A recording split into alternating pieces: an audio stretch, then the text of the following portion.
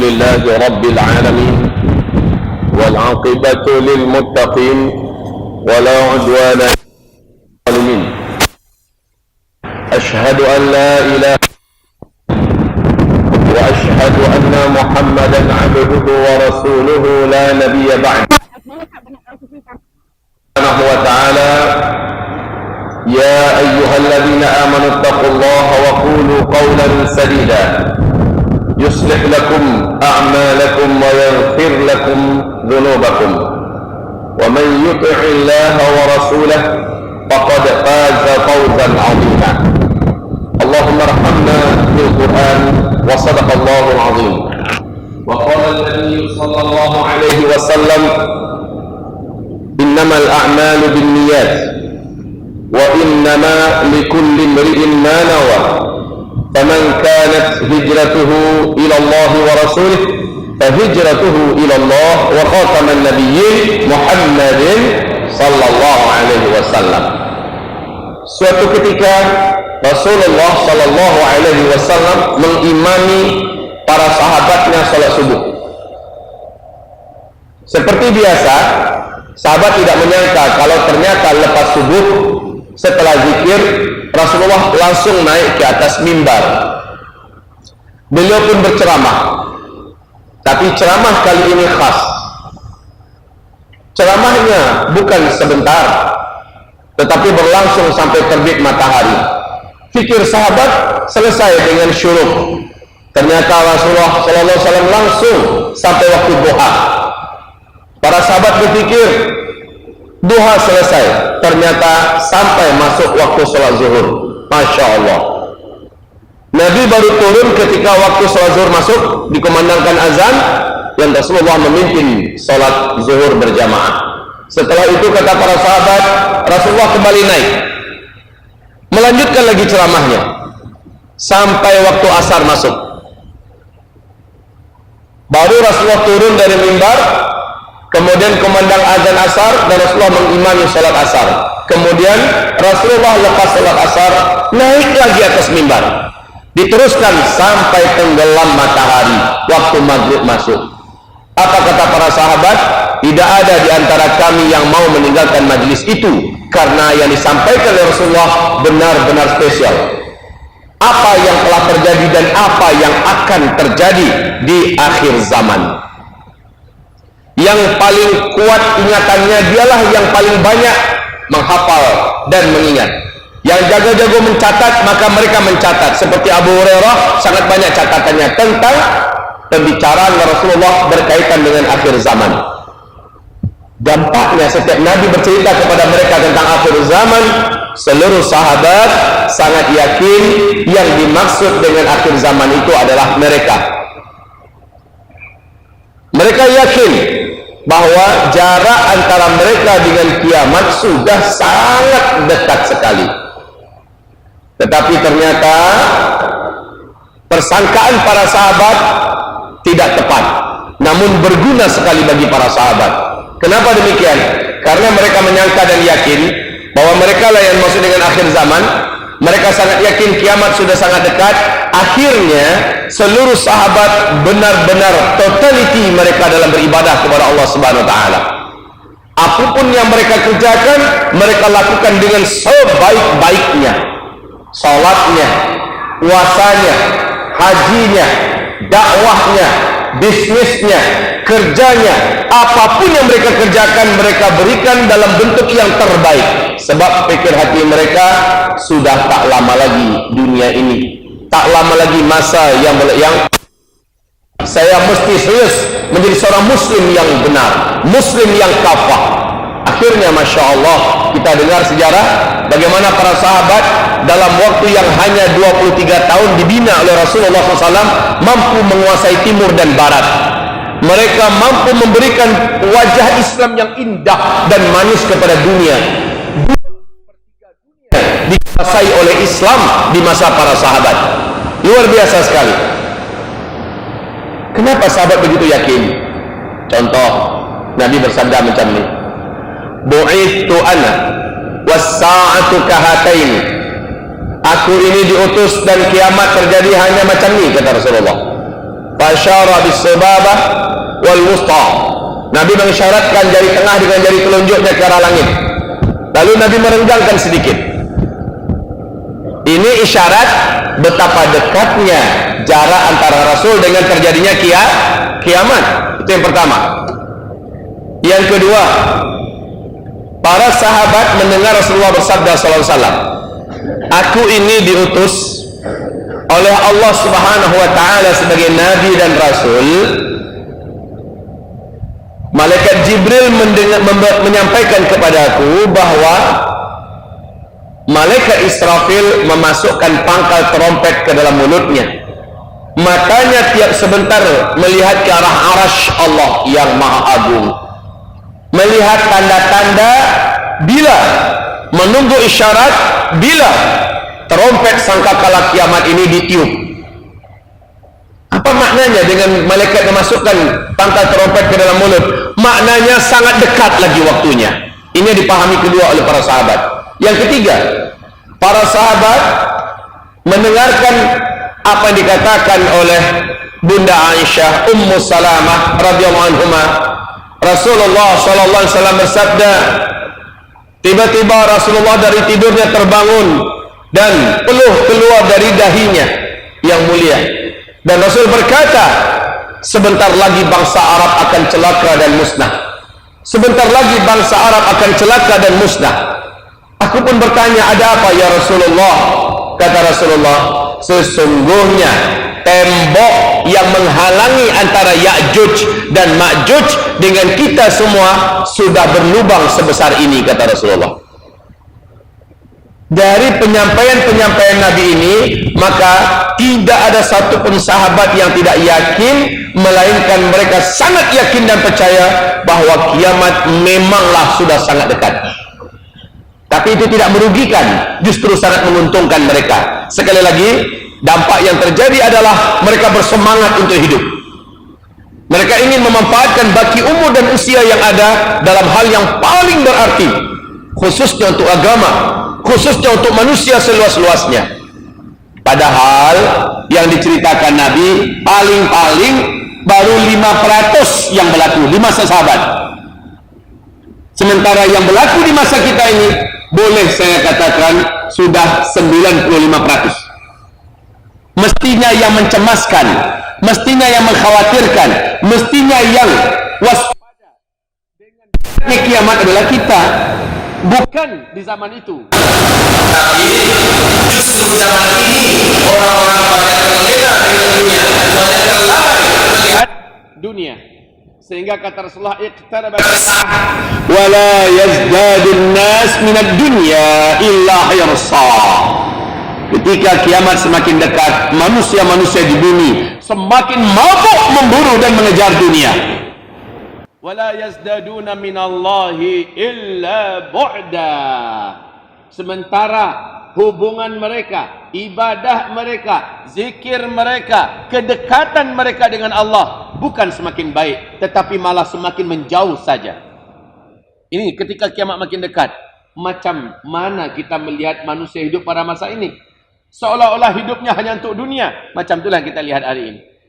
Baik, saya ingin yakinkan kepada kita semua dalam batas waktu yang sudah dihadkan untuk kita. Saya ingatkan bahwa kata Rasulullah SAW ketika beliau ditanya dalam hadis sahih Imam Muslim. Hadis ini diceritakan oleh Umar bin Khattab radhiyallahu anhu. Ya Rasulullah, ini malaikat Jibril yang menyerupai manusia bertanya kepada Rasulullah SAW, ya Rasulullah, kapan kiamat akan berlaku? Jawaban Nabi, mal mas'ulu anha bi'a'lama minas sa'il. Minta maaf, untuk pertanyaan yang satu ini, orang yang ditanya tidaklah lebih tahu daripada orang yang bertanya. Saya tak tahu. Jujur betul Rasulullah. Ternyata memang malaikat Jibril pun yang bertanya pun tak tahu bila kiamat akan berlaku. Dan Allah sudah firmankan dalam Al-Quran, yas'alunaka 'anis sa'ah ayyana mursaha fima anta min dzikraha ila rabbika muntahaha innama anta munziru man yakhshaha. Mereka bertanya-tanya kepada engkau, hai Muhammad, tentang kiamat bila akan berlakunya. Engkau tak tahu. Tidak ada satu pun yang tahu. Engkau hanya bertugas menyampaikan saja kepada manusia bahwa kiamat sudah sangat dekat. Hanya Allah yang tahu. Sudah selesai. Maka kiamat tak ada satu pun yang tahu. Di alam semesta ini hanya Allah saja yang tahu. Dengan ini akidah kita umat Islam Ahlus Sunnah wal Jamaah sepakat menolak ramalan-ramalan kiamat. Kiamat akan berlaku tarikh anu, bulan anu, tahun anu, wajib kita tolak. Tapi ketika Nabi Muhammad ditanya lagi oleh malaikat Jibril, akhbirni an amaratiha, hai Muhammad, bahwa kiamat itu sudah sangat dekat akan berlaku, ada tak tanda-tandanya? Kata Nabi, kalau itu yang awak tanya, saya spesialisnya. Ada. Awak nak tahu ke? Iya ya Rasulullah. Sini dengar baik-baik. Nabi hanya ceritakan hadis berikut saja. Antalidal amatu rabataha wa antaral hufatal uratal alata ri'a asya yatatawaluna fil bunyan. Setelah Nabi menjawab macam ni, malaikat Jibril berdiri dan dia pun pergi. Masih dalam wujud manusia tentunya. Apa arti daripada jawaban Nabi? Kiamat sudah sangat dekat berlaku. Apabila engkau kelak menemukan satu zaman, orang yang hidup pada zaman itu, sebelumnya mereka miskin-miskin, fakir-fakir. Mereka hanya setakat penggembala ternak. Saking miskinnya, mereka tak mampu membeli selipar. Mereka bertelanjang dada. Tiba-tiba mereka menjadi kaya raya. Kaya raya dan sangat berkuasa. Dan mereka saling berlomba-lomba, berpacu-pacu, membangun gedung-gedung yang tinggi-tinggi. Terpesan dalam hadis ini, tersirat dalam pasal Rasulullah ini, bila zaman itu sudah engkau temukan, jarak masa antara engkau dengan kiamat sudah sangat-sangat dekat. Ini hadis sahih Imam Muslim. Diceritakan oleh Umar bin Khattab radhiyallahu anhu. Di hadis riwayat Imam Ahmad, Abdullah ibnu Abbas bertanya kepada Rasulullah sallallahu alaihi wasallam, "Ya Rasulullah, siapakah yang engkau maksud? Miskin, fakir, mereka hanya penggembala ternak, tidak beralas kaki, bertelanjang dada, tiba-tiba mereka menjadi kaya raya dan sangat berkuasa. Dan mereka saling berlomba-lomba membangun gedung-gedung yang tinggi-tinggi. Bahwa jika zaman itu sudah kami jumpai, maka jarak masa antara kami dengan kiamat sudah sangat dekat. Wahai ya Rasulullah, siapa yang kau maksud?" Maka Nabi menjawab, "Humul Arab." Mereka adalah bangsa Arab. Mari kita lihat semua, wahai tuan-tuan yang mulia. Arab dulu sebelum minyak bumi ditemukan, namanya masih satu, Jazirah Arabia. Saya bertanya kepada tuan-tuan yang mulia, Jazirah Arabia sebelum minyak bumi dijumpai, ditemui, apakah Jazirah Arabia ini kaya raya apa miskin? Sangat miskin, betul? Sangat miskin. Mereka tak punya apa-apa. Hanya negeri tandus gurun Sahara yang luas. Panas luar biasa. Tapi manakala minyak bumi ditemui di Jazirah Arabia, langsung negeri ini menjadi negara-negara petrodolar. Negara kaya dunia. Dan mereka pecah menjadi 7 negara terkaya di dunia. Qatar, Bahrain, Kuwait, Uni Emirat Arab, Arab Saudi, Oman, Yaman. Mari kita lihat sekarang ini. Apa yang dibuat oleh masing-masing negara hebat nih. Negara-negara Arab ini di atas kota-kota besar mereka. Apa yang mereka bangun? Tak payah jauh-jauh lah. Kita lihat langsung di kota yang paling dekat di lubuk hati orang beriman. Makkah. Apa yang dibuat oleh kerajaan Arab Saudi di kota Makkah? Masya Allah. Gedung-gedung tinggi pencakar langit. Betul? Bukit-bukit yang ada pun dibuat rata. Bahkan ada baki-baki bukit yang ada pun menjadi sangat rendah dibandingkan dengan hotel-hotel mewah yang dibangun oleh kerajaan Arab Saudi di Mekah pada hari ini. 2020, tahun ke hadapan insya-Allah, kota Mekah akan menjadi kota termahal nomor 1 di dunia. Madinah Al-Munawwarah, coba saksikan. Masjid Nabawi yang sudah begitu mewah dan megah, dikelilingi oleh hotel-hotel bintang 5, tinggi-tinggi, megah pencakar langit, sehingga seolah-olah Masjid Nabawi macam nak tenggelam saja oleh hotel-hotel hebat itu. Ibu kota Riyadh, manakala Raja Abdullah masih hidup, Pangeran Salman diangkat menjadi gubernur untuk memimpin kota Riyadh. Oleh Pangeran Salman, ibu kota Riyadh disulap menjadi kota metropolitan ala Eropa. Jeddah dijadikan kota perdagangan dan persimpangan Timur Tengah. Jangan tanyakan hebatnya pembangunan yang ada di Jeddah pada hari ini. Ini baru Arab Saudi. Sila lihat kepada kota besar negara jirannya, Kuwait. Kuwait lagi hebat. Kota-kota di Eropa semua kalah oleh hebatnya pembangunan yang ada di kota-kota besar Kuwait. Ini pada masa ini. Kuwait harus mengaku kalah dengan negara sebelahnya, Bahrain. Bahrain sudah macam kota impian, macam kota surga. Indah dan gedung-gedungnya tinggi mencakar langit. Bahrain harus mengaku kalah oleh negara sebelahnya, Uni Emirat Arab, yang terkenal dengan salah satu nama kota terhebat di dunia, Abu Dhabi. Kota Abu Dhabi, Pak, Masya Allah, hari ini tidak ada kota terhebat, termewah, dengan gedung-gedung yang tinggi mencakar langit. Semua kemewahan dunia ada di Abu Dhabi. Satu-satunya di dunia yang ada mesin ATM. Di sini apa namanya ATM? Sama ya? Mesin ATM yang mengeluarkan gold itu hanya di Abu Dhabi. Kita masukkan cardnya, tekan number, keluar 1 kilo. Nah, itu hanya ada di Abu Dhabi. Mobil-mobil mewah, mulai dari peleknya sampai kepada bodinya, sampai kepada rangka-rangka mesinnya dari emas, hanya ada di Abu Dhabi. Masya Allah. Semua impian manusia, semuanya lengkap di Abu Dhabi. Tapi Abu Dhabi harus mengaku kalah dengan kota sebelahnya, Dubai. Kota dengan pemegang rekod gedung tertinggi nomor 1 di dunia, ternyata bukan di New York, bukan di Sydney, bukan di Hong Kong, bukan di Melbourne, bukan di mana-mana, ternyata di Arab, Dubai.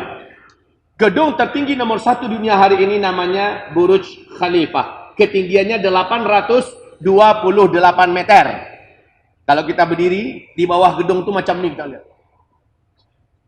Luar biasa tingginya. Apakah perlombaan ini sudah selesai? Belum. Sekarang di tepi Laut Merah di kota Jeddah, oleh orang terkaya nomor 1 di Arab Saudi, Pangeran Al-Walal, sedang dibangun gedung yang akan mengalahkan gedung tertinggi nomor 1 di dunia yang ada di Dubai. Nama gedung ini adalah Kingdom Tower. Harusnya 2018 ini gedung tersebut selesai. Tapi karena Pangeran Al-Walid bin Talal 7 Desember 2017 ditangkap oleh Pangeran Muhammad bin Salman, dimasukkan ke dalam penjara beberapa bulan, dan beberapa asetnya dibekukan dipetiaiskan oleh Pangeran Muhammad bin Salman, maka terhentilah pembangunan itu sesaat. Sekarang sudah dilanjut balik. Diperkirakan 2020 selesai. Berapa ketinggiannya? Wahai tuan-tuan yang mulia, bila kita dengarkan Burj Khalifah yang ada di Dubai 828 meter, maka Kingdom Tower yang ada di tepi Laut Merah ketinggiannya 1,2 kilometer. Sampai ke awan, tuan-tuan. Masya Allah, tiba-tiba Kuwait mengumumkan juga akan membangun gedung yang ketinggiannya juga melampaui angka 1 kilometer. Pangeran Muhammad bin Salman menyampaikan kepada dunia semangat untuk membangun sebuah kota baru, kota tercantik, kota termewah, kota terhebat, kota semuanya di tepi Laut Merah, juga berdekatan dengan Yordania. Apa nama kotanya? Kota Neom, yang menghabiskan dana, kalau di rupiah kami 6.600-an lebih triliun Saya tak tahu bahasanya macam mana nak dibahasakan. Masya Allah. Kaum muslimin yang kami muliakan. Dulu mereka miskin. Mereka tidak punya apa-apa. Tiba-tiba mereka menjadi kaya dan berkuasa. Dan mereka saling berlomba-lomba. Dan berbangga-bangga membangun gedung-gedung yang tinggi-tinggi. Pesan Nabi, bila zaman itu sudah kalian temukan, jarak masa antara kalian dengan kiamat sudah sangat-sangat dekat. Masya Allah. Itu hanya terjadi pada masa kita ini. Pada masa kita ini. Tuan-tuan yang mulia, pada tahun 2011, Imam Masjidil Haram, Syekh Saud Shuraim, dalam sebuah khutbah Jumatnya, penuh semangat membakar dada umat Islam yang hadir dan live ke seluruh dunia. Syekh Saud Shuraim mengatakan, hai umat Nabi Muhammad, kalian saksikanlah hari ini betapa negeri yang dulu dikunjungi oleh Rasulullah bersama Muaz bin Jabal. Rasulullah berkata, negeri itu adalah Tabuk. Hai Muaz, bila negeri Tabuk ini sudah mulai berbungkus salju, salji sudah mulai turun dari langit, maka Muaz, jarak antara kiamat dengan ubun-ubun kepala engkau sangat-sangat dekat sekali. Dan sejak 2009 salji pertama turun di Tabuk hanya setinggi mata kaki, tapi 2011 sudah setinggi betis. Sekarang sudah 1 meter tingginya salji di Tabuk, terus ke Riyadh. Bahkan Mekah, Madinah pun beberapa tempat sudah mulai bersalji. Ada beberapa area di sekitar Mekah sudah dibungkus salji pula. Allahu Akbar. Maka kata beliau, ini pertanda kita sudah sangat di ujung zaman. Sebentar lagi. Sebentar lagi. Demikian Syekh Saud Shuraim. Tambahkan iman kalian, banyakkan ibadah kalian, hentikan maksiat kalian kepada Allah Subhanahu wa taala. Ibadah Allah yang kami muliakan. Siapapun saya yakin yang pergi umroh dalam 1-2 bulan belakangan ini mungkin terkejut. Di Ponbinbit kita, di Android kita, semuanya menyaksikan bahwa Makkah, Madinah, tanah-tanah, bukit-bukit yang ada kiri kanannya, semua sudah mulai berbungkus oleh rumput-rumput yang banyak. Semula orang bercakap, ini hanya permainan Photoshop. Wallahi la. Demi Allah tidak. Beberapa sahabat kami ada di sini, baru saja pulang. Dan mereka mengatakan, kami pegang langsung rumput-rumput yang ada. Kami langsung naik ke atas bukit-bukit yang ada dan kami berfoto di sana, ambil gambar di sana. Maka kaum muslimin, Rasulullah berkata, tidak akan terjadi kiamat sampai lembah-lembah, sampai bukit-bukit dan pasir berbungkus salju, berbungkus rumput menjadi hijau. Dan sungai-sungainya mulai mengalirkan air. Sekarang bukan mengalirkan air lagi, tapi malah sampai banjir-banjir di Arab Saudi. Hamba-hamba Allah yang kami muliakan, Rasul bersabda, la taqumus sa'ah hatta yahsiral furatu bi jabalin an dhahab yaqtatilun nasu alaih fayuqtalu kullu mi'atin tis'atun wa tis'un fayaqulu kullu rajulin minhum la'alli akuna ana alladhi anju. Tidak akan terjadi kiamat sampai sungai Efrat di Irak mengering airnya. Lalu manusia akan dikejutkan dengan penemuan gunung emas di dalam perut bumi Irak, tempat di wilayah air sungai Efrat mengalir. Ketika itu kata Rasulullah, seluruh laki-laki di muka bumi akan membawa senjata-senjata mereka pergi ke Irak. Mereka memperebutkan gunung emas ini yang nanti akan muncul ke permukaan. Dan dalam setiap 100 orang lelaki yang bertempur memperebutkan gunung emas ini, 99-nya mati terbunuh di sana. Seluruh mereka berkata, semoga yang hidup 1 orang itu saya orangnya. Maka di sini akan sangat banyak kematian kaum laki-laki. Wahai kaum muslimin yang kami muliakan, mari kita dengar di newspaper New York Times 2013 bulan Februari. Sila dicatat, tak apa. Catat, nanti buka Google. 2013 di New York Times, para pakar ahli dari Amerika Serikat melakukan penelitian dan mengumumkan dan merilis resmi di New York Times, apa yang mereka katakan?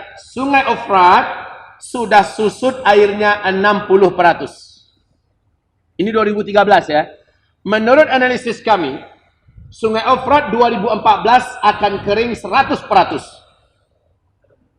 Masya Allah, ternyata March 2014, sungguh Sungai Efrat sudah kering 100% sampai hari ini. Dan Rasulullah bersabda, takkan terjadi kiamat sampai Sungai Efrat mengering terlebih dahulu, dan sekarang sudah kering. Dan yang paling hebat, George Bush. Tuan-tuan masih ingatkah dengan satu orang nih? George Bush dengan penuh semangat di depan Gedung Putih berpidato, di YouTube masih ada pidato beliau ini. Apa kata beliau? Tuan-tuan, saudara-saudara, satelit kita sudah menangkap ada sebuah potensi emas yang sangat besar dalam perut bumi Irak. Amerika Serikat selaku polis dunia akan memastikan emas ini aman dari para penjahat-penjahat yang tidak bertanggung jawab. Tak siapa penjahat, tak siapa ini. Tapi yang penting apa yang diumumkan oleh George Bush, bahwa satelit Amerika Serikat sudah menemukan ada emas yang besar dalam perut bumi Irak. Lihat hadis tadi. Tak terjadi kiamat sampai Sungai Efrat mengering dan manusia dikejutkan dengan penemuan gunung emas, yang nanti manusia akan berperang membawa senjata-senjata mereka memperebutkan gunung emas itu. Di riwayat hadis yang lain, Nabi tak suka bila mana ada umatnya yang ikut pula bertempur demi memperebutkan gunung emas itu. Saudara-saudara hamba-hamba Allah yang kami muliakan, ini penyebab April 2014 Barack Obama tidak jadi menarik 135.000 pasukan darat Amerika Serikat yang tersebar di seluruh negara-negara Teluk. Tak jadi ditarik balik ke Amerika. Kenapa?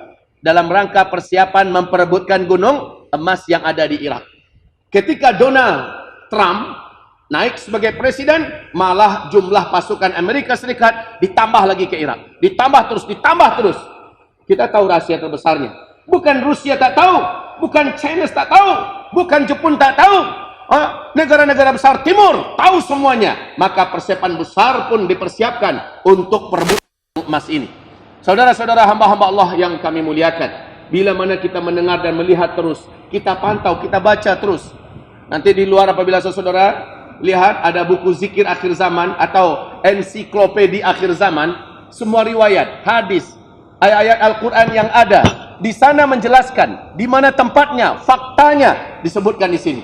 Tolong dibaca. Lihat, benar tak?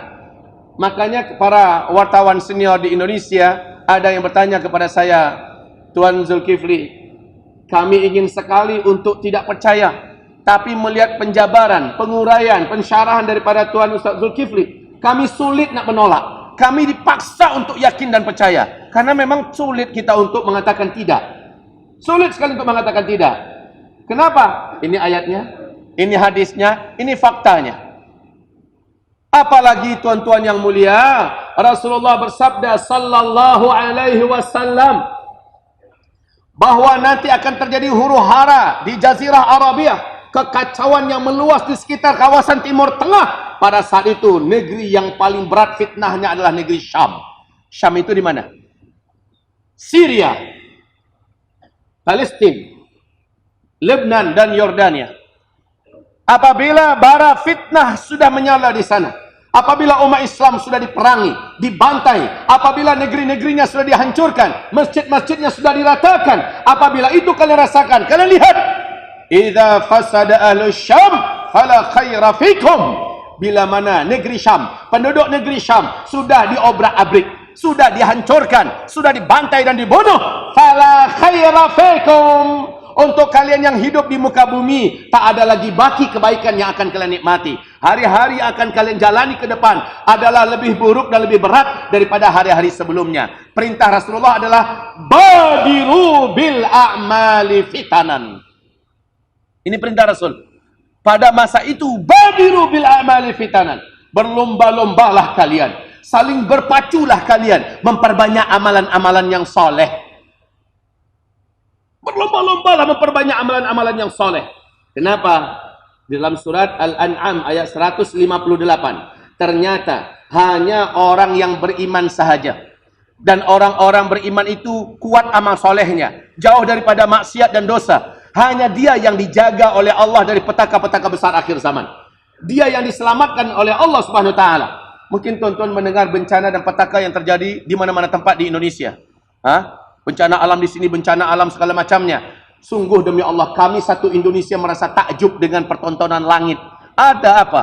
Karena tempat-tempat, rumah-rumah orang-orang beriman yang soleh-soleh, Allah selamatkan dari bencana. Luar biasa, Pak. Yang terdekat yang baru-baru saja di Lampung dengan Banten. Terjadi tsunami tanpa gempa. Terjadi tsunami. Wahai Bapak Ibu, ini mahat tahfizul Quran. Di tepi pantai langsung, Pak. Kiri kanannya hancur, dimasuki laut. Sementara mereka satu titis pun air tak ada yang masuk. Allahu Akbar. Di Palu, di Sulawesi Tengah. Macam mana kita lihat keajaiban-keajaiban lagi. Gempa itu macam milih-milih tempat. Rumah-rumah orang-orang soleh yang taat dan beriman, Allah jaga. Sementara rumah-rumah pelaku-pelaku dosa dan maksiat hancur sehancur-hancurnya. Likuifaksi, yaitu terbelahnya tanah, tenggelamnya semua yang di atas, dan semuanya hanya berlaku untuk para pelaku maksiat. Maka betul kata Rasulullah, di akhir zaman hanyalah orang-orang beriman yang beramal soleh banyak dan jauh daripada maksiat, dia yang akan diselamatkan oleh Allah Subhanahu wa ta'ala. Nah, bila start beramal soleh, saling berlomba-lomba daripada yang lain. Startnya adalah bila kalian menyaksikan Syam di akhir zaman sudah membara dalam fitnah, umat Islam dibantai, diperangi, masjid-masjidnya dihancurkan, dan ini sejak Mac 2011 sampai sekarang belum berhenti lagi peperangan yang sangat teruk yang ada di Syria. Betul tidak, tuan-tuan? Sampai sekarang. Mestinya setelah dengarkan syarahan ini, semua kita membara semangatnya untuk memperbaiki diri lebih baik dari sebelumnya. Lebih soleh daripada sebelumnya. Habis ni sembahyang 5 waktu tak boleh lagi di rumah. Tak boleh lagi di office. Kejar masjid, berjamaah ke masjid. Dimanapun sedang bawa kereta ke, sedang bawa bas ke, tak apa, berhenti dulu. Ini sudah akhir zaman. Kalau sudah akhir zaman ini tak boleh main-main. Memang mesti serius. Kalau punya harta kita, masih boleh nak berangkat umroh, berangkat umroh. Masih boleh nak bantu masjid, bantu masjid. Masih boleh nak bantu pesantren-pesantren tahfizul Quran, bantu pesantren-pesantren tahfizul Quran. Nih, insya-Allah di luar itu ada sunduk kotak-kotak amal. Pondok pesantren tahfizul Quran Darul Azhar. Masya Allah. Ini salah satu pesantren yang fokus untuk tahfizul Quran, mendidik anak-anaknya menjadi calon-calon para hafiz dan imam-imam besar dunia. Silakan. Masuk. Ya Allah, ini akhir zaman. Ini tabungan akhiratku, ya Allah. Selamatkan aku dari apapun mara bahaya, bencana petaka yang akan berlaku dalam masa yang tak lama lagi. Selamatkan aku, ya Allah. Selamatkan keluargaku. Masukkan. Masukkan. Pilih harta yang terbaik yang ada di poket kita. Ambil. Ya Allah, jadi selamatkan aku dengan harta ini. Maka semua yang punya harta sekarang, segera tuan-tuan yang mulia, manfaatkan untuk beramal soleh. Tapi jangan pula habis dengarkan ceramah macam ni, pulang-pulang dah hilang semangat hidupnya. Sudah pulang, keluar daripada masjid, habis dengarkan khutbah Jumaat, dah lemas je. Macam nak mati besok je. Kenapa awak jalan macam tu? Dah mau kiamat. Tak boleh lah. Justru kita habis dengarkan ceramah macam ni, mesti macam para sahabat. Bagaimana para sahabat? Makin dekat kiamat ni, saya tak boleh membazirkan baki waktu dan umur yang masih ada. Akhirnya seluruh sahabat memanfaatkan semua waktu dengan sebaik-baiknya memanfaatkan. Setuju tidak? Setuju Bapak semuanya? Masya Allah, tabarakallah. Kita dalam waktu yang tak lama lagi, demi Allah saya berkata, karena masa kita sangat terhad, insya Allah mudah-mudahan kita diberi oleh Allah umur yang panjang. Atau bolehlah saya anjurkan, saya sarankan buka YouTube. Kajian saya di YouTube sangat banyak. Nanti Uzma Media TV Channel. Ini adalah media saya punya, buka di YouTube. Ya, dengarkan sepuas-puasnya ceramah saya. Serial, silsilah kajian akhir zaman. Apabila kita dengarkan kajian akhir zaman ini, saya yakinkan kepada tuan-tuan yang mulia, kita tak nak beranjak di tempat duduk kita. Kita nak dengar terus. Macam para sahabat, tak nak beranjak. Lepas sembahyang subuh sampai maghrib, tak ada di antara kami satu pun yang beranjak di tempat duduknya. Kenapa? Sangat menegangkan, sangat mengasyikkan. Apalagi penyabaran saya bersamaan dengan fakta, bersamaan dengan realiti yang ada, yang sulit sekali untuk kita katakan tidak. Ada beberapa orang yang semula mereka mengatakan saya tak percaya, lalu dia pergi. Dia pergi, dia buktikan ke tempat-tempat yang saya kisahkan dan betul-betul berlaku. Dia balik lagi. Apa katanya Tuan Zulkifli? Benar, sekarang saya sangat yakin. Terima kasih banyak. Sekarang saya sudah kembali kepada jalan Allah. Terima kasih banyak. Tuhan menjadi asbab saya mendapat hidayah dan keluarga saya. Banyak macam ni. Para jenderal-jenderal yang ada di Indonesia, ya, bahkan orang-orang yang hebat-hebat di Indonesia sudah banyak dapat hidayah. Orang-orang awam pun banyak dapat hidayah dan mereka jauh lebih soleh setelah dengarkan kajian akhir zaman. Tapi jangan sepotong-sepotong. Jangan setengah-setengah. Full dari awal sampai akhir. Kita akan membahas masalah apa itu Dukhan, siapa itu Dajjal, bagaimana cara selamat dari Dajjal, siapa sebenarnya pemimpin terakhir Imam Mahdi itu siapa, siapa itu Nabi Isa alaihissalam, Ya'juj dan Ma'juj itu siapa, macam mana sebenarnya matahari terbit dari sebelah barat, dan sebagainya dan sebagainya. Maka simaklah baik-baik. InsyaAllah saya sangat yakin setelah menyimak ini, bapak-bapak semua, tuan-tuan semua akan melihat hidup ini jauh lebih bergairah, melihat dan menjalani hidup yang baki di hadapan kita jauh lebih bermakna dan berarti, insya-Allah taala. Hamba-hamba Allah yang kami muliakan, semoga bermanfaat. Yang mau mendengarkan ceramah saya, buka saja YouTube. Panjang-panjang kita ceritakan situ, luas-luas kita sampaikan di sana, ya. Bila mana ada umur panjang, kesempatan yang masih ada, kita berjumpa kembali insya-Allah taala di pertemuan-pertemuan berikutnya. Allahu a'lam bissawab. Semoga Allah maafkan dan Allah ampuni masa lalu kita yang masih tersalah di sana sininya, dan Allah jadikan kita muslim dan mukmin yang kuat iman. Amin ya rabbal alamin. Subhanakallahumma rabbana wa bihamdika asyhadu an la ilaha illa anta astaghfiruka wa atubu ilaik. Walhamdulillahi rabbil alamin. Wassalamu alaikum warahmatullahi wabarakatuh.